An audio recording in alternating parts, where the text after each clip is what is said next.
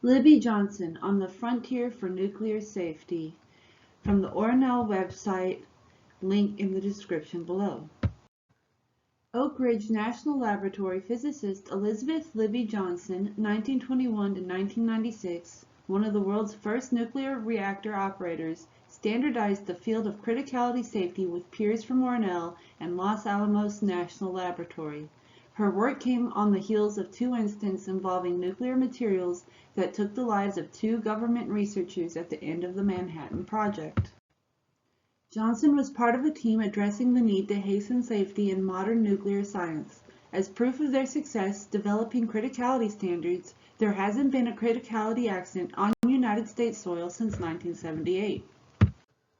The experiments that you and your colleagues conducted over these years were crucial to the whole business of nuclear energy. Former Ornell director Alvin Weinberg told Johnson's colleague and mentor, Dixon Callahan, in 1996.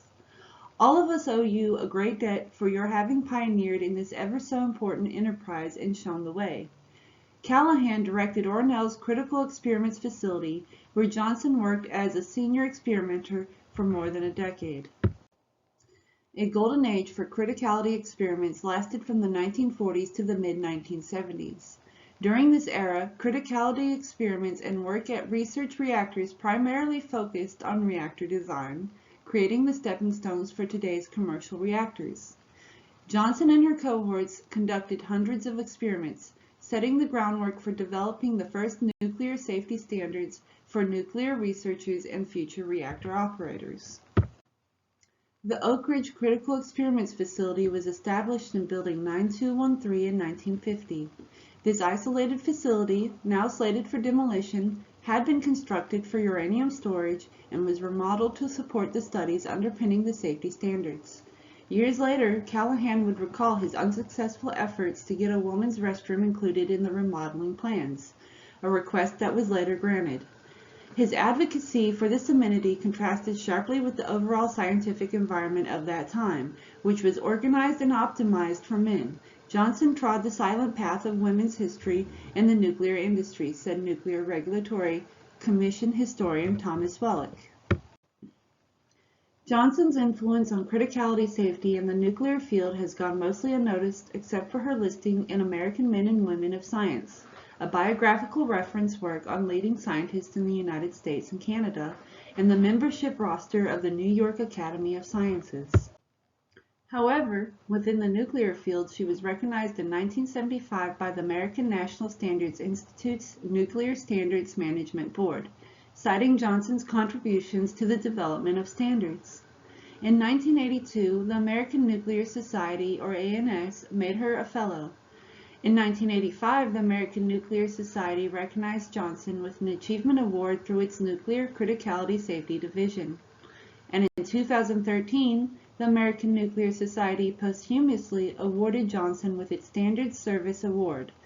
Both organizations are major proponents of nuclear standards in the U.S.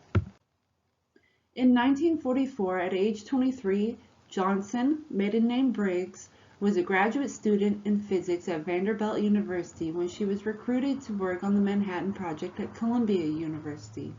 At Columbia, she met and married another young physicist, Ned Johnson. Libby Johnson returned to Vanderbilt to finish her master's degree, and Ned Johnson began working at Ornell. Then in 1948, Libby Johnson was hired as a research assistant at the K-25 uranium enrichment plant. From 1950 to 1961, Johnson worked as a supervisor and senior reactor operator at Ornell's bulk shielding facility, which housed the bulk shielding reactor, the first swimming pool reactor, and the pool critical assembly, completed in 1958. Both the reactor and the assembly featured a core and control rods submerged in an open pool of water that provided cooling and radiation shielding.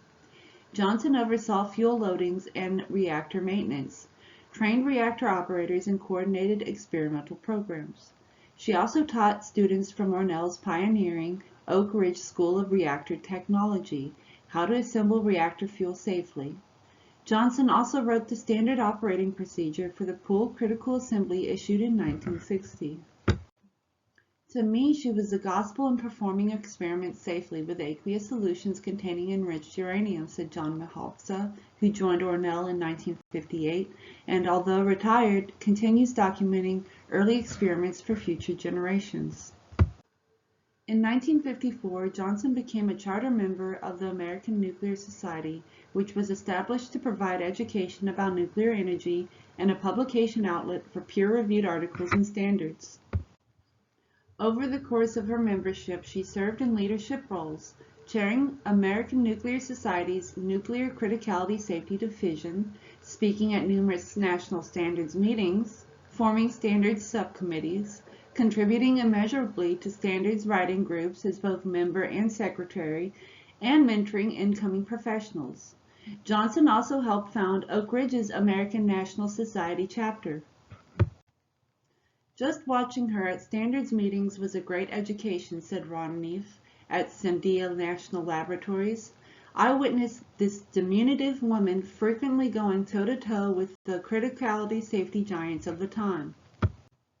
When the first commercial nuclear power plants began operations in the late 1950s and early 1960s, the U.S. Congress recognized the need to involve the public in decisions that affected local communities. It charged the Atomic Energy Commission to form the Atomic Safety Licensing Board, which hosted open hearings that included legal and technical experts to answer questions from the public and discuss concerns before construction licenses were issued. The Nuclear Regulatory Commission appointed Johnson to the board in 1975 as its first full-time female technical expert. When Johnson retired in 1994 as the longest-serving female in the board's history, she remained its sole female technical expert. Today, mostly because of rigorous regulations and a shift in funding priorities, scientists rarely perform the type of criticality experiments Johnson led. As a result, criticality safety professionals now obtain data mostly from simulations and prior experiments, such as the ones Johnson and her colleagues performed that led to their foundational discoveries. The current International Criticality Safety Benchmark Evaluation Project Handbook, a reference used by criticality safety professionals, documents 91 of Johnson's experiments. Johnson continuously built upon the body of knowledge that is still used today, said Douglas Bowen, head of Ornell's Nuclear Criticality, Radiation Transport, and Safety section. She was a pioneer among pioneers. Johnson also helped open doors for women in nuclear science, including her granddaughter, Autumn Higgins, who joined the Nuclear Navy in 1995, a year before Johnson's death. In 2022, Higgins earned her senior reactor operator license for the Tennessee Valley Authority's Sequoia nuclear plant. If I could talk to her today, I would want her to know her struggle meant something for me and other women, Higgins said. Not only her scientific contributions, but also her personal contributions. They meant something. Sumner Gibbs.